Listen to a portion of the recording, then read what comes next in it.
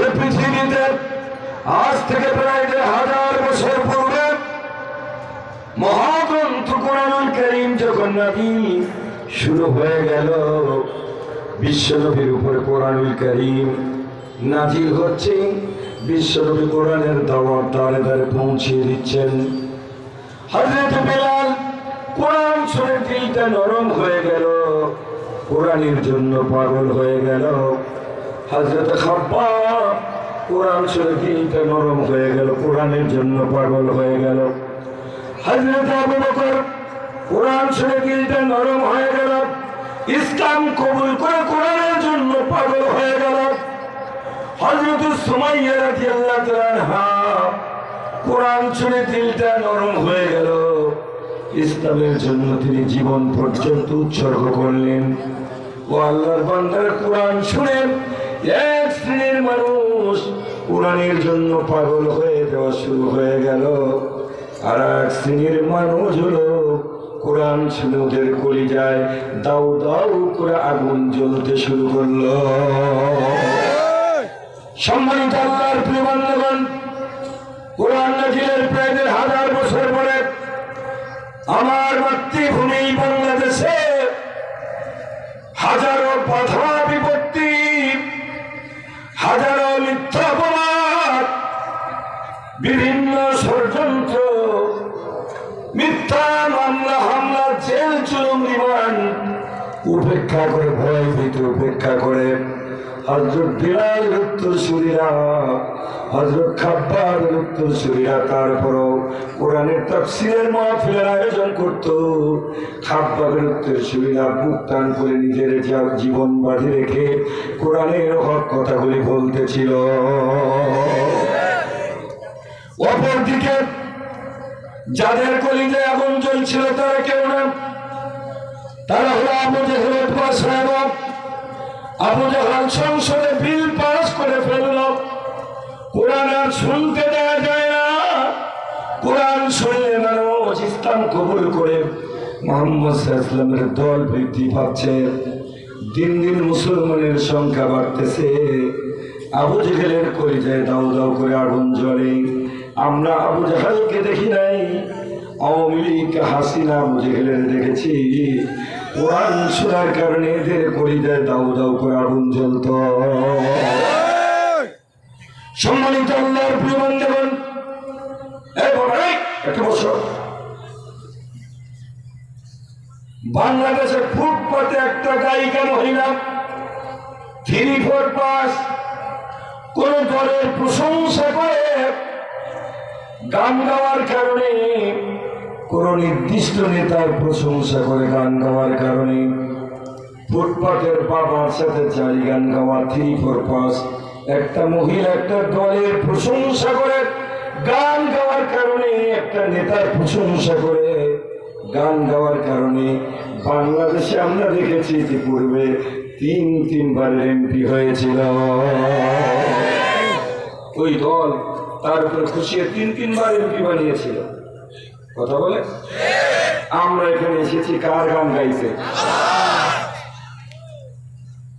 ও আল্লাহর বান্দা, কোরআন নাযিলের 1000 বছর পরে যে আল্লাহ আপনাকে আমাকে সৃষ্টি করেছেন, বেঁচে থাকার জন্য যা দরকার নাই চাইতে যিনি আপনারা আমারে দিচ্ছেন, নাই চাইতে অক্সিজেন সরবরাহ করছেন, আপাত মস্তক বডি স্ট্রাকচারে যা আছে সবগুলি যার দেওয়া, ওই আল্লাহর গান গাইলেন, ওই আল্লাহর দ্বীন কায়েমের চেষ্টা করলেন, ওই আল্লাহর কোরআনের রাজ কায়েমের চেষ্টা করলেন, ওই আল্লাহর দ্বীনের জন্য কোরআনের জন্য রাত জাগলেন।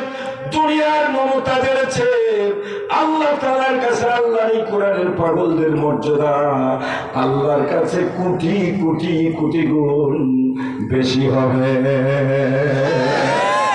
একটু জোরে বলেন ঠিক কিনা? শুনতে এসেছি কোরআন। এই মুহূর্তে আল্লাহ আসমানের নিচে জমিনের উপরে আপনার আমার চেয়ে উন্নত মানুষ আর নাই। চিৎকার করে বলেন সুবহানাল্লাহ।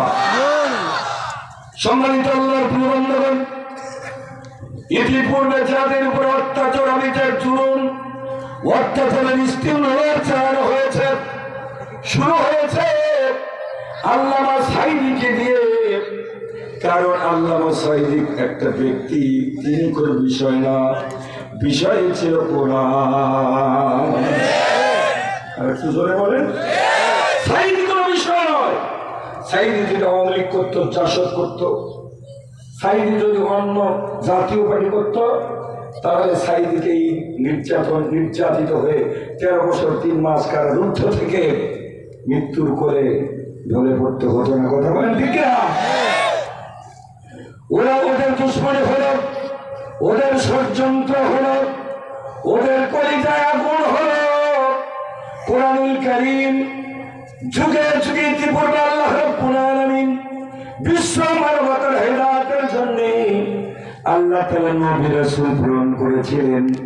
আল্লাহর বক্তব্য হলো ওয়ালাকাদ বা'আতনা ফি কুল্লি উম্মাতির রাসূলা আন ইবুদুল্লাহা ওয়াজতানিবুত তাগুত।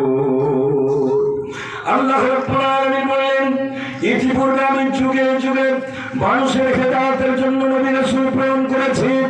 তাদের কাজ হলো আইবুদুল্লাহ, আল্লাহর আইন প্রতিষ্ঠা করা, আল্লাহর গোলামি প্রতিষ্ঠা করা, আল্লাহর বিধান প্রতিষ্ঠা করা, আল্লাহর দ্বীন প্রতিষ্ঠা করা, ওয়াজতানিবুত তাগুত, আর তাগুতকে পদদলিত করা, তাগুতকে উৎখাত করা।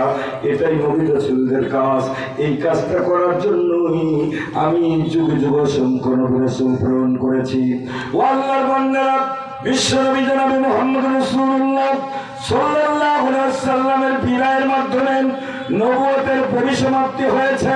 আল্লাহ রাব্বুল আলামিন বলেছেন, মা কানা মুহাম্মাদুন আবা আহাদিন মির রিজালিকুম ওয়ালাকিন রাসূলুল্লাহি ওয়া খাতামান নাবিয়্যিন। আল্লাহ বললেন, বিশ্বনবী জনাবে মুহাম্মদ রাসূলুল্লাহর মাধ্যমে আমি নবুয়তের পরিসমাপ্তি করে দিয়েছি। আল্লাহর নবীর পরে যুগে যুগে আর কোন নবী আসবে না, যুগে যুগে এক একজন আলেম আসবেন। আমাদের বিগত যুগের আলেম ছিলেন পৃথিবীর জন্য কোরআনের পক্ষে আল্লামা দেলাওয়ার হোসেন সাঈদী। পৃথিবীর যেখানে মানুষ আছে, কিয়ামতের ময়দানে এ পৃথিবীর আকাশ বাতাস ইথার বৃক্ষ তরুণতা সাক্ষী দেবে, পৃথিবীর যেখানে মানুষ আছে সেখানে আল্লামা সাঈদীর কোরআনের দাওয়াত আছে। আমরা বাঙালিরা বিশ্বাসঘাতকতা করতে পারি, বেঈমানি করতে পারি, অস্বীকার করতে পারি, কিন্তু পৃথিবীর বৃক্ষ তরুণতা আকাশ বাতাসেরা এরা মিথ্যা বলবে না, এরা বিশ্বাসঘাতকতা করবে না। পৃথিবীর ইথার আকাশ বাতাস কিয়ামতের ময়দানে সাক্ষী দিবে আল্লাহ পৃথিবীর যেখানে মানুষ ছিল সেখানে আল্লামা সাঈদীর কোরআনের দাওয়াত ছিল।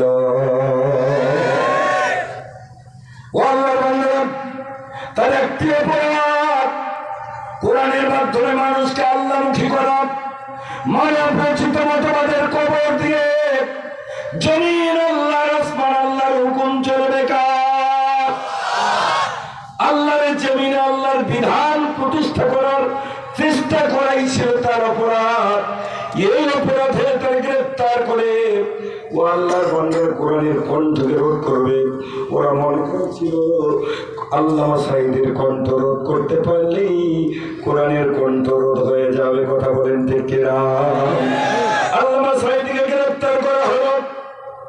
মানুষ কোরআন শোনার জন্য পাগল হয়ে বাংলাদেশের যুবকদের আইডল মিজানুর রহমান আজহারীর পিছনে ছুটতে শুরু করলো। মিজানুর রহমান আজহারী যেখানে, লক্ষ লক্ষ কোরআনের পাগলেরা সেখানে। জালিম কোরআন বিরোধী ইসলামের দুশমন লক্ষ্য করে দেখলো সাঈদীকে গ্রেফতার করে তো তেমন খুব বেশি লাভ হলো না। মানুষ তো কোরআনের জন্য মিজানুর রহমান আজহারীর পিছনে ঘরে, তাকে ষড়যন্ত্র করে মানুষের কোরআন শুনতে না পারে কোরআনের কণ্ঠকে রোধ করার জন্য মিজানুর রহমান আজহারীকে দেশান্তরিত করা হলো।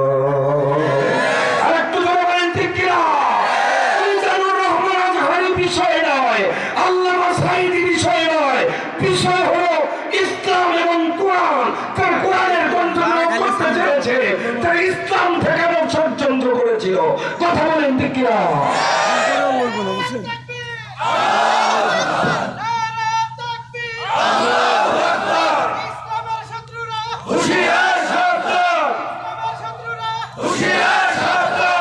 মিজানুর রহমান যখন চলে গেলেন, মনে করা হলো কোরআনের কণ্ঠরোধ হয়ে যাবে, মানুষ পাগল হয়ে, আল্লাহর কোরআনের প্রেমিকেরা পাগল হয়ে মুফতি আমির খানকার না ফিরে ছুটতে শুরু করলো। একটু জোরে বলেন। মুফতি আমির খানকেও কোরআনের প্রতিনিধিত্ব করার কারণে মুফতি আমির খানকেও 3 বছর কারারুদ্ধ করে নির্লজ্জ মিথ্যা মামলায় গ্রেফতার করা হলো। গত বছর এতদিনে আমিও কারাগারে, তারপরে আবার কারাগারে গেলাম, পর কারাগারে যেতে হয়। একটি অপরাধ, আমরা কোরআনের কথা বলি, কথা বলেন ঠিক কিনা? বিগত লেডি আবু জাহাল ষড়যন্ত্র করেছিল কোরআনের কণ্ঠরোধ করবে। আল্লাহ ছাড় দেয়, ছেড়ে দেয় না। আল্লাহ ধরে না, যখন যারে ধরে কোন পাপ ওরে বাঁচাইতে পারে না। আর একটু জোরে বলেন ঠিক কিনা? সম্মানিত আল্লাহর প্রিয় বান্দাগণ, ওরা কোরআনের কণ্ঠরোধ করবে।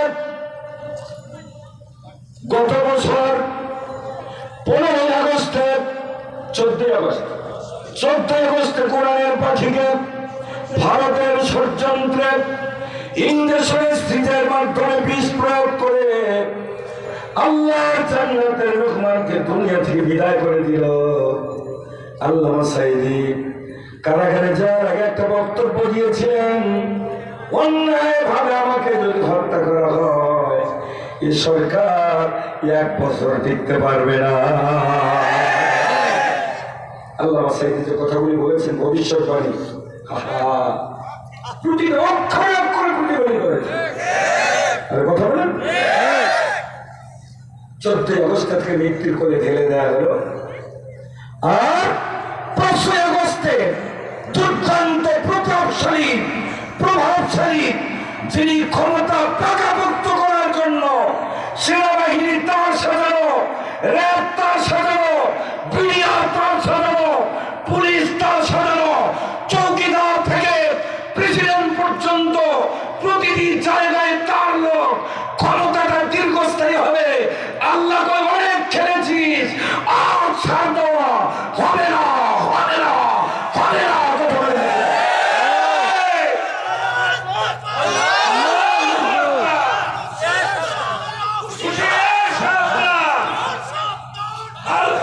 আওয়ামী লীগ ভারতকে চিনেছে, অনেকের বেজার হয়, এই কথাগুলি বারবার বলেন কেন? আমরা বলি এজন্যে, আল্লাহ কোরআনুল কারীমে ফিরআউনের কথা কোরআনের প্রায় পাতায় পাতায় নিয়ে এসেছেন। কথা বলেন, ক্বালা রাব্বুকুম কাবলাকুম, অতীতে যত ঘটনা ঘটেছে আল্লাহ কোরআনে রেকর্ড করে দিয়েছেন, কেউ যেন ফিরআউন না হয়। আমরা কথা বলি এজন্যই বলছি, আগামীতে যেন কেউ হাসিনার অভিনয় না করে। কথা বলেন, সব জায়গায় তার ক্ষমতা কোনোদিন হারাবে না। গত নির্বাচন হওয়ার পরে অনেক মানুষ আমাকে জড়িয়ে ধরেছে। নির্বাচনের পরে কারাগার থেকে বের হলাম, কারাগার থেকে হাইকোর্ট থেকে জামিন নিয়ে কারাগারের থেকে আবার গ্রেফতার, আবার জামিন নিয়ে আবার গ্রেফতার। নির্বাচনের পরে জামিন হয়ে গেল। যারা আমাদেরকে ভালোবাসে জড়িয়ে ধরে খুব কেঁদেছে, বলছে হুজুর আর হয় না। কি কথা বলে? আমাদের আত্মবিশ্বাস ছিল ইতিপূর্বে 1650 বছরের শাসক নমরুদ, এই নমরুদকে আল্লাহ তাআলা দুনিয়া থেকে সাফ করে দিয়েছেন সামান্য প্রতিবন্ধী আমরা মশা দিয়ে। আমাদের আত্মবিশ্বাস ছিল এই কুখ্যাত নমরুদ, লেডি ফিরআউনের পতন নমরুদের চাইতেও জঘন্য হবে। ওয়াজে আছি তো আমরা হতাশ হয়ে যাই নাই, নিরাশ হয়ে যাই নাই, আমরা কোরআনের কথা বলা বন্ধ করি নাই। এ জীবন একবার কেন ইসলামের জন্য, কোরআনের জন্য, আল্লাহর নবীর ভালোবাসায়, ইসলামের ভালোবাসায় একবার ফাঁসি কেন? আল্লাহ যদি 1000বার জীবন দেয়, এক এক করে আমরা 1000বার ফাঁসির কাছে ঝুলবো। বাতিলের কাছে মাথা নত করি নাই, কোনদিন করবো না, করবো না, করবো না।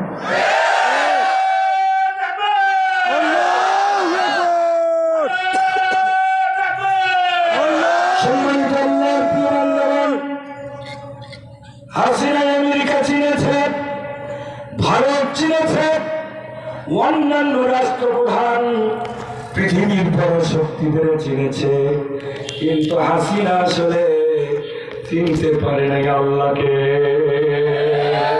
আর একটু জোরে বলেন ঠিক কিনা? ও আল্লাহর বান্দা, বেশি সারা রাত কিছু খায় নাই, টেনশন। পরের দিনে 4 বাহিনীর প্রধানকে রেখেছেন, র্যাবের প্রধানকে রেখেছেন, পুলিশের প্রধানকে রেখেছেন। তারই সাজানো মহাবিপদ। বাবারে কি হবে? 1 ঘন্টা সময় চেয়েছিল, 1 ঘন্টা সময় দিতে পারে না। তার তৈরি সেনাবাহিনী, তার তৈরি র্যাব, তার তৈরি পুলিশ তাকে 1 ঘন্টা সময় দিতে পেরেছে? আর একটু জোরে বলে, আর একটু জোরে বলে। সারা খাই, সকাল থেকে না খায়, রান্না হয়েছে কোরমা পোলাও, 12 আইটেমের তরকারি, বেশি খাবে 2টা বেজে যায়, ডাইনিং টেবিলে সব খাবার রেডি। আল্লাহ কই অনেক খেয়েছিস, আজ কিন্তু খাওয়া হবে। কি আসতে কেন বলতেছেন? আর একটু জোরে বলেন। খাইতে কি পেরেছে? আর একটু জোরে বলেন, পেরেছে? কাজেই কুরআন ওয়ালাদের বিরুদ্ধে তোমরা যারা আছো শুনে রাখো, জেনে রাখো, এটির পূর্বে লেডি ফিরাউন যে নির্যাতন করেছে, অবিচার করেছে, অত্যাচার করে তার যে দুর্গতি হয়েছে, কেউ যদি আগামীতে এরকম ফিরাউন সাজে, ওর সাইডের দশা বেশি জঘন্য খারাপ। আমরা জানাতে চাই, আমরা ইতিপূর্বে ছিলাম, আমরা আছি, আমরা থাকবো, আমরা মুছে যাই নাই, আমরা মুছে যাবো না ইনশাআল্লাহ। আধারে ভয় পেও না, আধারে ভয় পেও না, আলো আছে আড়ালে, কালো সব পালিয়ে যাবে তুমি উঠে দাঁড়ালে, কালো সব পালিয়ে যাবে তুমি উঠে দাঁড়ালে, কালো সব পালিয়ে যাবে তুমি উঠে দাঁড়ালে।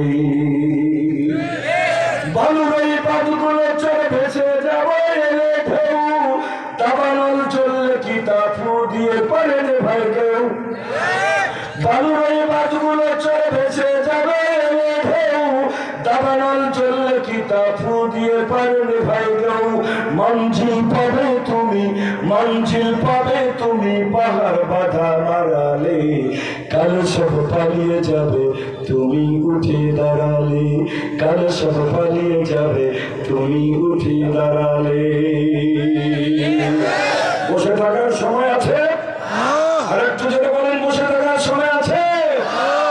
গত 5ই আগস্ট সেমি বিজয় হয়েছে, ফাইনাল বিজয় নয়। কথা বলেন ঠিক না? ফাইনাল বিজয়ের জন্য, কোরআনের রাজ কায়েমের জন্য শক্ত করে কোমর খিচে আপনাকে আমাকে হযরত হানজালার ভূমিকা পালন করতে হবে, হযরত খালেদ তারেকের ভূমিকা পালন করতে হবে, ইমাম হুসাইনের ভূমিকা পালন করতে হবে। কারা কারা দিয়েছেন দুহাত তুলে আল্লাহর দেখা।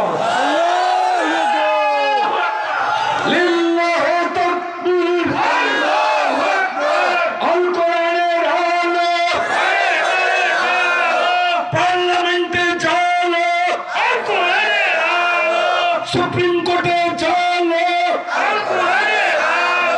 হাইকোর্টে চলো, জজ কোর্টে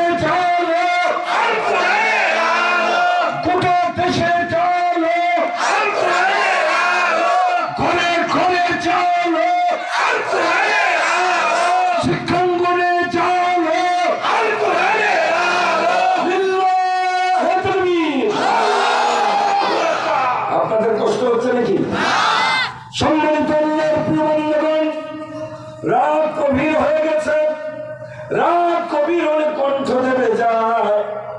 এত রাতে কোনোদিন আমি বড় মাহফিলে উঠি নাই। আসিবার জায়গা দেখলাম আপনাদের ঢাকা। আমি জানি ঢাকা শহরে রাত 11টায় প্রোগ্রাম শেষ হয়। আমাকে দিলেন আপনারা 11:30টার সময়।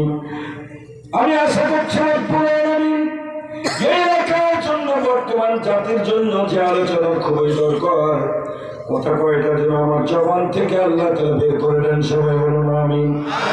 শুনতে এসেছি কোরআন। আজকে গোটা পৃথিবীর মধ্যে শান্তির দাও দাও করে চলছে, কোথাও শান্তি নাই। ইতিপূর্বে শান্তি প্রতিষ্ঠার জন্য নবী রাসূলেরা চেষ্টা করেছেন, নবী রাসূলেরা চলে গেছেন। আলেম ওলামারা, ইমানদার মুসলমানেরা শান্তি প্রতিষ্ঠার জন্য চেষ্টা করছেন। কোন মুসলমান যদি আল্লাহর কোরআন বাদ দিয়ে কোন নেতার, কোন নেত্রীর, কোন দলের মতবাদ দিয়ে জাতির শান্তি প্রতিষ্ঠা হবে, এরকম যদি তার বিশ্বাস থাকে, আল্লাহর কসম করে বলছি, ওর জিন্দেগীর সমস্ত আমল বিনষ্ট হয়ে যাবে। মানুষ মানুষকে শান্তি দিতে পারে? আর একটু জোরে বলেন। বোঝার জন্য বলছি, শান্তি দেবার একমাত্র মালিককে। আল্লাহ রাব্বুল আলামিন বলছেন, ওয়ানাজ্জালনা আলাইকাল কিতাবা তিবয়ানান লিকুল্লি শাইইন ওয়া হুদান ওয়া রাহমাতান ওয়া বুশরা লিল মুসলিমিন।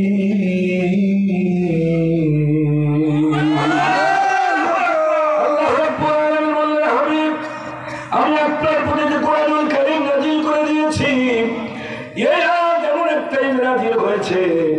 বিশ্বনবী মদিনায় হিজরত করেছেন, মক্কায় থাকতেই পারেন নাই, বাড়ি পর্যন্ত ঘেরা করা হয়েছে।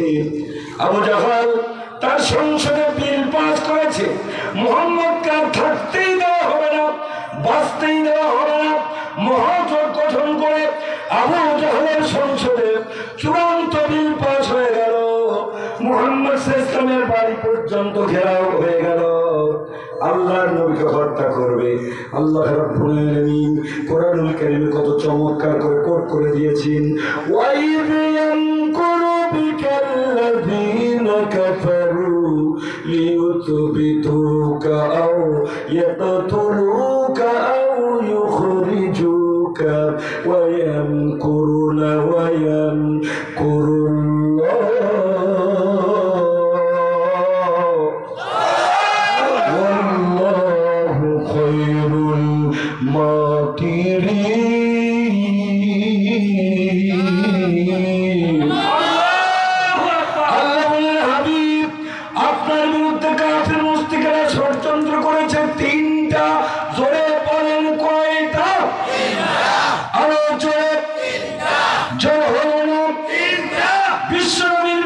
ষড়যন্ত্র হলো তিনটা।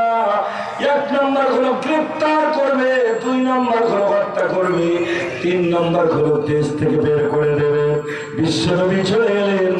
আজকে ইসলাম যারা প্রতিষ্ঠা করতে চায়, নব্য আবু জেহেলরাও ওই ইসলাম প্রতিষ্ঠাকারী আলেম ওলামাদের বিরুদ্ধে একই 3টা ষড়যন্ত্র করেছে। কথা বলেন ঠিক কিনা?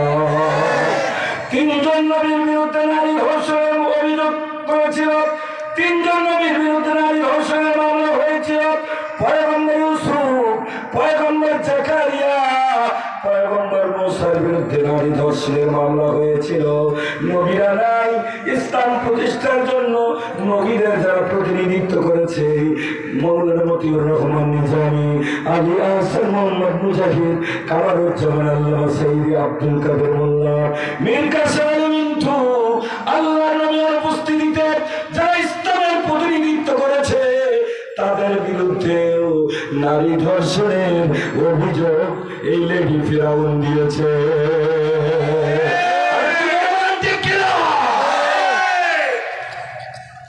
মনে ছেলে বাপ, সবাই ছেলে বাপ। আমাদের গ্রামের কথা বলে, আপনাদের দিকে বলে নাকি? হাজার মিথ্যা অপবাদ, যুগে জঘন্য মিথ্যাচার আর আমাদের বিরুদ্ধে আমরা জীবন দিলাম। হাসিতে ঝুলে হাসি মুখে জীবন দিলাম। আমরা কোনোদিন পাকিস্তান পালাবার কোনো পরিকল্পনা নিয়েছি নাকি? আর একটু ধরে কম কেন?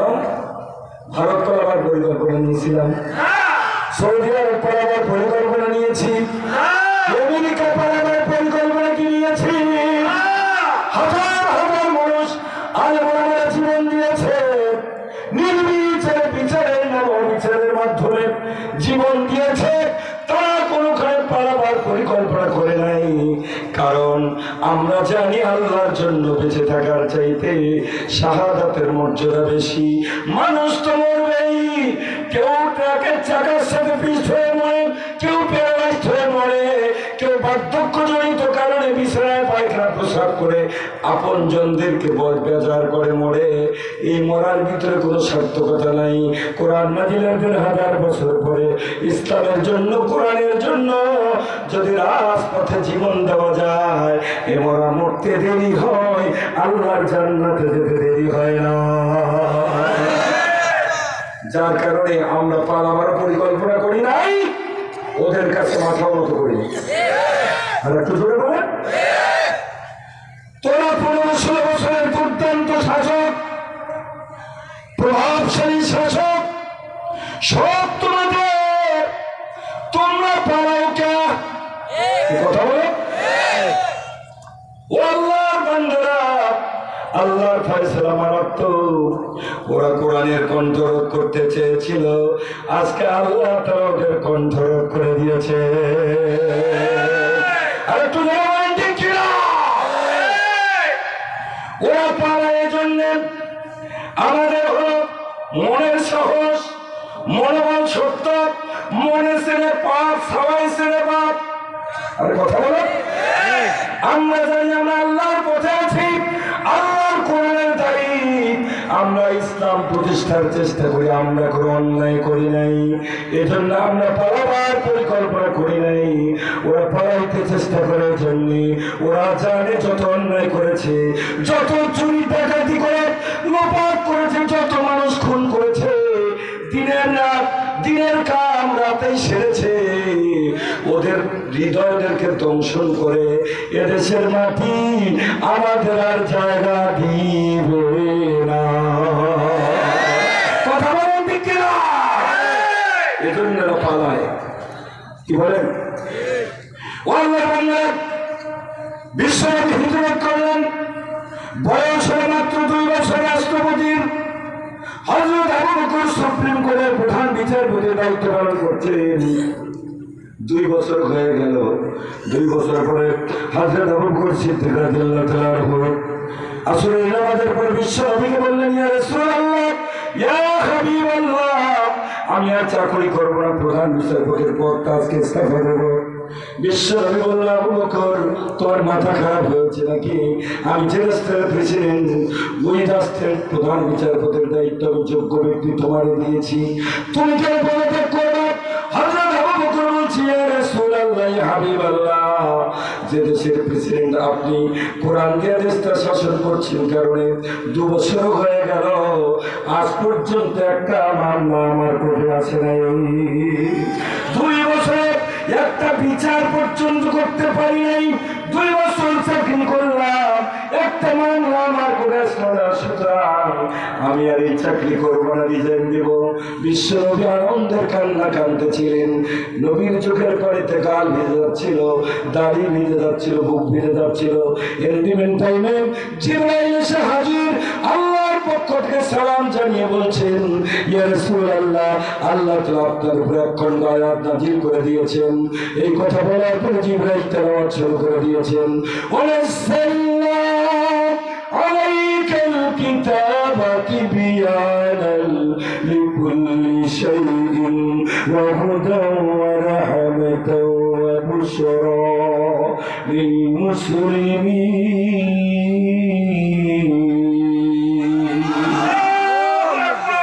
আল্লাহ রাব্বুল আলামিন বলেন, হাবিব, ওয়ানাজ্জালনা আলাইকাল কিতাবা তিবয়ানাল লিকুল্লি শাইইন, আমি আপনার প্রতি যে কোরআনুল কারীম নাযিল করে দিয়েছি, এই কোরআনের ভিতরে বিশ্ব মানবতার জন্য যত সমস্যা আছে সব সমস্যার সমাধান আমি কোরআনের সূরায় সূরায় পারায় পারায় পৃষ্ঠায় পৃষ্ঠায় আয়াতে আয়াতে লাইনে লাইনে আমি আল্লাহ কোট করে দিয়েছি।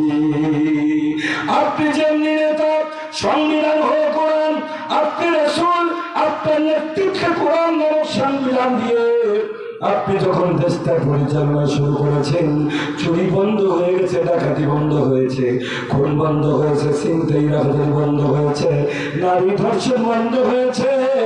মানুষ যখন আল্লাহকে ভয় করে মানুষের অধিকার হাত পর্যন্ত পৌঁছিয়ে দেয়, কেউ কারোর বিন্দু পরিমাণ ক্ষতি করে না, যার কারণে মানুষ আর মানুষের বিরুদ্ধে কোনো অন্যায় অভিযোগ করে না। চিৎকার করে বলেন সুবহানাল্লাহ। সম্মানিত আল্লাহর প্রিয় বন্ধুগণ, বিজয় আমাদের হবে, কেউ ঠেকাতে পারবে না। আমার আল্লাহ বলেছেন, কাতাবাল্লাহু লায়াগলিবান্না আনা ওয়া রুসুলি ইন্নাল্লাহা কাবিয়ুন আযীম।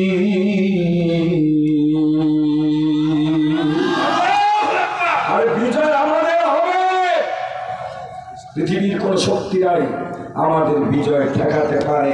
কে বলেছেন? আর একটু জোরে বলে। বিশ্বনবীর উপরে সূরা রহমান নাযিল হয়ে গেল। উপস্থিত সাহাবীদের সামনে বিশ্বনবী সূরা রহমান তেলাওয়াত করে মধুর কণ্ঠে শোনায় দিলেন। শোনায় দেওয়ার পর আল্লাহর নবী ঘোষণা দিলেন, সাহাবীরা রে, তোমরা কেউ পারবা বাইতুল্লাহ আঙ্গিনায় আবু জাহেলেরা বসা আছে, কেউ পারবে নাকি সূরা রহমানটা তাদের সামনে তেলাওয়াত করে শোনায় দিতে? সাহাবীরা তারাবার আগে আব্দুল্লাহ ইবনে মাসউদ নামে একটা কিশোর 13-14 বছরের বালক লাফিয়ে বলছে, ইয়া রাসূলুল্লাহ আমি পারবো। পাতলা ছেলে, গায়ে গোস্ত নাই। বিশ্বনবী ধমক দিয়ে বলল, তুমি বসো। এরপর আল্লাহ নবী আবার ঘোষণা দিলেন, সবাই তারা বলে আব্দুল্লাহ ইবনে মাসউদ কিশোর লাফিয়ে বলছে, ইয়া রাসূলুল্লাহ আমি পারবো। আল্লাহ নবী ধমক দিয়ে বলল, তুমি বসো। আল্লাহ নবী আবার ঘোষণা দিলেন, সবাই আগে আবার আব্দুল্লাহ ইবনে মাসউদ লাফিয়ে উঠলেন, হুজুর আমি পারবো। আল্লাহ নবী নির্দেশ দিলেন, যাও আবু জাহেলের সামনে বাইতুল্লাহ আঙ্গিনায় সূরা রহমানটা তেলাওয়াত করে শুনিয়ে দিয়ে আসো।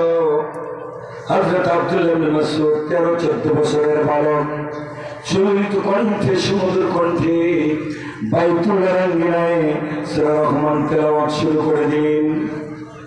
রব্বুল মাশরিকাইনি ওয়া রব্বুল মাগরিবাইন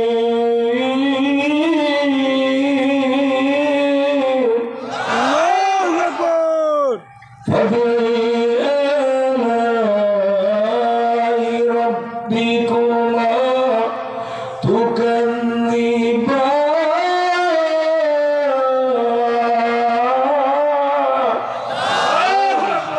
এই পর্যন্ত যখন তেলাওয়াত হয়েছে, আবু জাহেল সূরা রহমানের তেলাওয়াত নিষ্ঠ হয়েছে, অবাক হয়েছে, আশ্চর্য হয়েছে। এত মধুর তেলাওয়াত জীবনে কোনোদিন শুনে নাই।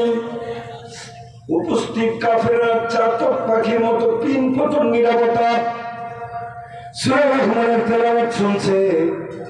আবু জাহেলের সম্বিত ফিরে এসেছে। আর কিছু দূর চলে আমার দলের সবাই ইসলাম কবুল করে ফেলবে।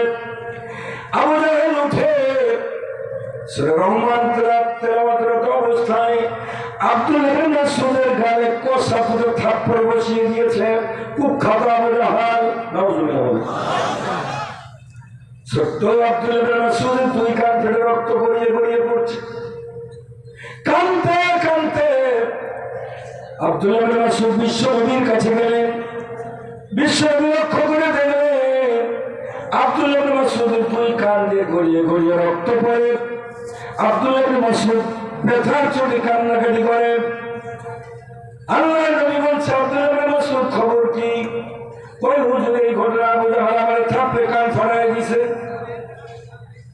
আব্দুল্লাহ ইবনে মাসউদ কান্দে। বিশ্বনবী তার দিকে লক্ষ্য করে চোখের পানি আর সামলাতে পারে নাই।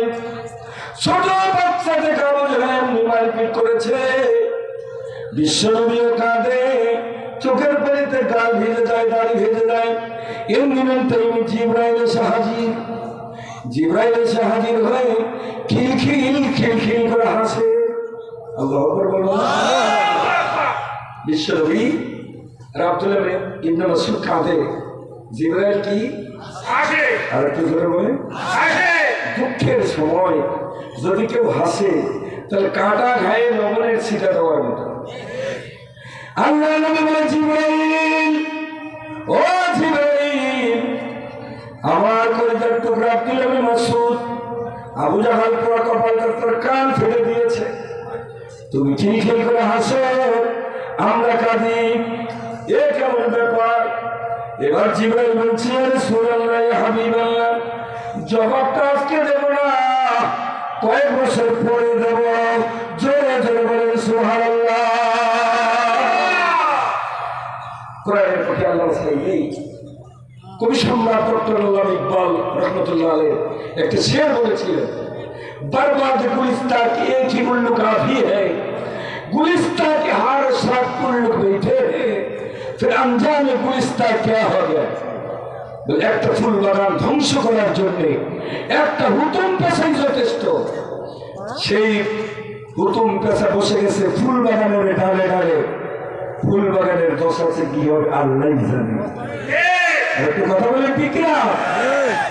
আজকে আমরা যা দেখলাম, প্রতিটা অক্ষর বিচার ব্যবস্থা, অর্থনৈতিক ব্যবস্থা, শিক্ষা ব্যবস্থা সবগুলি হুতুম বেচারা শেষ করে দিয়েছে। কথা বলেন ঠিক না? সম্মানিত আল্লাহ প্রিয় বন্ধুগণ, ওরা মনে করেছিল আমাদেরকে আব্দুল্লাহ ইবনে মাসউদের মতো থাপড়ে বিচারের নামে বিচার করে শেষ করে দেবে। ওরা আমার নামাজের পরে সূরা ফাতিহার ভিতরে তেলাওয়াত করে, মালিকি ইয়াউমিদ্দিন,